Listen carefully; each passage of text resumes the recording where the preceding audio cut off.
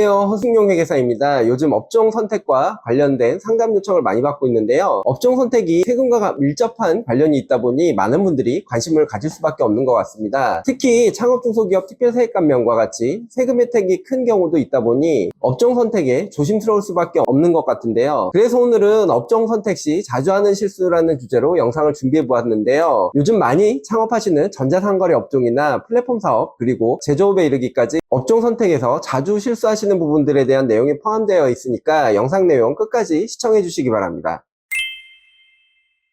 상담을 하다 보면 대표님들께서 업종 코드를 확인하는데 어려움을 겪는 경우를 보게 되는데요. 이 경우 대표님들께서 가장 많이 참고하시는 부분이 주변에 동일한 사업을 하는 사업자의 사업자 등록 정보를 확인하는 것입니다. 문제는 참고한 사업자의 업종이 올바른 업종이라면 상관이 없겠지만 그렇지 않은 경우에는 잘못된 업종 선택으로 이어지게 됩니다. 사실 업종 코드는 세법상 다른 규정이 있는 경우가 아니면 통계청에서 고시하는 한국표준산업분류표에 따르도록 되어 있기 때문에 업종 구분이 애매한 경우에는 한국표준산업분류표를 확인해서 업종 코드를 선택하는 것이 맞습니다. 자, 이제 본론으로 들어가 보겠습니다. 업종 선택 시 자주 하는 실수 첫 번째는 전자상거래 소매업과 관련된 내용입니다. 요즘 많은 분들이 창업하시는 온라인 쇼핑몰이 여기에 해당되는데요. 5년간 소득세 감면이 가능한 창업중소기업 특별세액 감면 적용 대상이기도 합니다. 상담을 하다 보면 온라인 중개 플랫폼을 통해 소비자가 아닌 사업자에게 판매하시는 분들이 계시는데요. 예를 들면 쿠팡 로켓과 같은 경우가 해당이 됩니다. 만약 온라인 중개 플랫폼을 통해 소비자가 아닌 사업자에게 판매를 하는 종류의 사업인 경우 이것도 전자상거래 소매업에 해당이 될까요? 해답은 통계청 표준산업분류표 내용에서 확인이 가능한데요. 전자상거래 방식으로 사업자를 대상으로 상품을 도매하는 경우 도매업으로 분류하도록 하고 있습니다. 즉 온라인 판매 방식이더라도 소비자가 아닌 사업자를 대상으로 판매하는 경우에는 전자상거래 소매업이 아닌 도매업으로 분류하도록 해석하고 있는 건데요. 도매업에 해당되지만 전자상거래 소매업으로 잘못 업종을 선택하는 경우 창업중소기업 특별세액 감면까지 잘못 신청하게 될 수 있습니다. 하지만 전자상거래로 판매하더라도 도매업의 경우에는 창업중소기업 특별세액 감면 대상 업종인 통신판매업에 해당되지 않기 때문에 나중에 잘못 신청된 세액 감면에 대해 거액의 세금판이 부과될 수 있습니다. 온라인 판매를 하시지만 소비자 대상이 아닌 사업자를 대상으로 판매하는 경우가 있으시다면 이 부분 꼭 유의해 주시기 바랍니다. 업종 선택 시 자주 하는 실수 두 번째는 온라인 중개 플랫폼 사업자 관련 업종 선택입니다. 얼마 전 상담한 사례인데요. 상담자분들은 온라인 중개 플랫폼을 폐쇄물 형태로 구축하고 사업자들이 올려놓은 상품을 해당 상품을 필요로 하는 또 다른 사업자가 구매할 수 있도록 해당 사이트에서 거래 연결을 해주고 거래 금액의 일정 비율을 판매자로부터 수수료를 받는 사업을 준비 중이셨는데요. 이미 많은 부분을 사전 조사하시고 경쟁업체에 대한 분석도 마친 상태에서 상담을 진행하게 되었습니다. 이분들은 해당 사업의 업종이 전자상거래 소매 중개업이라고 말씀해 주셨고 경쟁업체의 업종도 확인해 봤더니 전자상거래 소매 중개업으로 등록된 것으로 확인되었다고 말씀해 주셨습니다. 상담자분의 가장 관심사는 최초 창업이기 때문에 창업 중소기업 특별세액 감면이었고 전자상거래 소매 중개업도 감면 업종인 통신판매업에 해당되기 때문에 사업장을 수도권 과밀억제권역 밖에 두고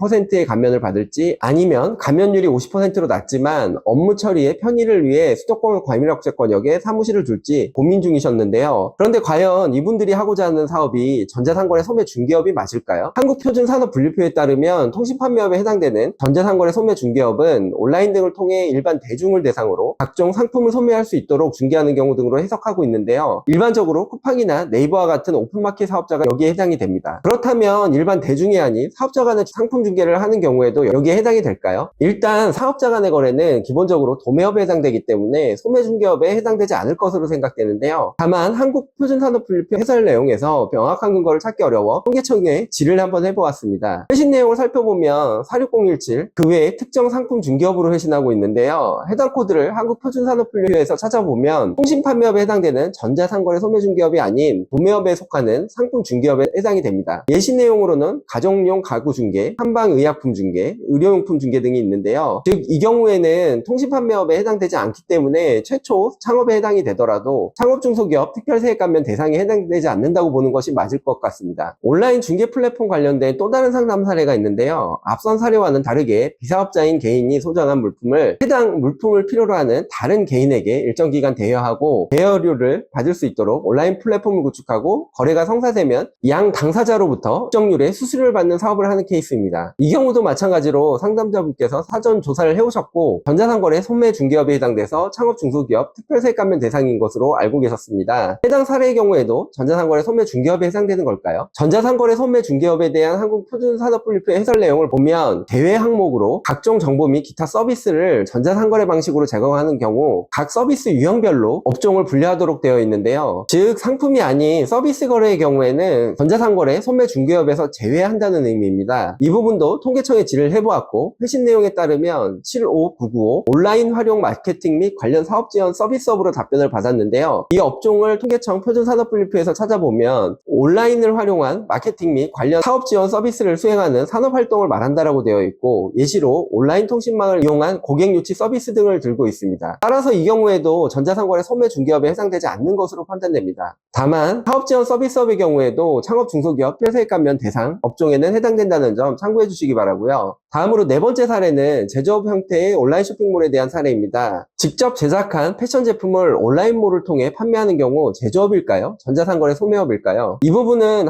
한국표준산업분류표 해설에서 그 답을 찾을 수 있는데요. 제조사업체가 전자상거래 방식으로 제조한 제품을 판매하는 경우에는 해당 제품에 대한 제조업으로 분류하도록 하고 있습니다. 즉 전자상거래 소매업이 아닌 제조업으로 보는 건데요. 제조업이나 전자상거래 소매업이나 둘 다 창업 중소기업 특별세액 감면 업종에 해당되기 때문에 뭐로 구분하던 큰 차이가 없어 보이긴 한데요. 하지만 경우에 따라 세금에서 큰 차이가 발생할 수 있습니다. 예를 들어 사입 형태의 온라인 쇼핑몰을 운영하다가 폐업하고 제조업 형태의 온라인 쇼핑몰을 새로운 사업자를 통해 하게 되는 경우 폐업한 사업자와 새로운 사업자의 업종이 다르기 때문에 창업이 해당이 돼서 다른 요건들이 충족이 되는 경우 제조업 형태의 온라인 쇼핑몰에 대해 제조업에 대한 창업 중소기업 특별세액 감면 혜택을 받을 수 있습니다. 만약 똑같은 업종으로 생각하고 기존 쇼핑몰에 제조업을 추가하여 쇼핑몰을 운영하는 경우에는 창업에 해당되지 않기 때문에 창업 중소기업 특별세액 감면을 받을 수 없습니다. 설령 창업 중소기업 특별세액 감면이 아니라고 하더라도 중소기업 특별세액 감면 적용에서도 차이가 있는데요. 제조업의 경우에는 지역에 따라 소득세나 법인세의 20에서 30% 감면이 적용되는 반면 통신판매업의 경우에는 감면율이 10%밖에 되지 않기 때문에 큰 차이가 있다는 점 기억해 두시기 바랍니다. 다섯 번째 사례도 제조업과 관련된 사례인데요. 만약 내가 공장이나 제조장을 보유하고 있지 않지만 다른 사업자가 보유한 공장을 통해 외주 제작된 완성품을 판매하는 경우에는 제조업에 해당될까요? 아니면 도소매업에 해당이 될까요? 이 부분도 업종 선택을 할 때 많이 실수하는 부분인데요. 공장도 없고 내가 아닌 다른 사업자가 제조를 하기 때문에 이 경우 도소매업으로 알고 계신 경우가 많습니다. 우리 세법에서는 직접 제조를 하지 않고 외주 제작을 하더라도 일정 요건을 갖춘 경우 제조업으로 보도록 규정하고 있는데요. 첫 번째, 생산할 제품을 직접 기획할 것, 보안이나 디자인, 견본 제작 등을 포함해야 하고요. 두 번째, 그 제품을 자기 명의로 제조해야 하고 세 번째, 그 제품을 인수해서 자기 책임하에 직접 판매할 것을 요건을 하고 있습니다. 대표적인 경우로 외부 제작업체에 디자인과 제작 지시서를 전달해서 의류 제품을 생산하게 하고 자신의 브랜드를 붙여서 고객에게 자신의 제품으로 책임지고 판매하는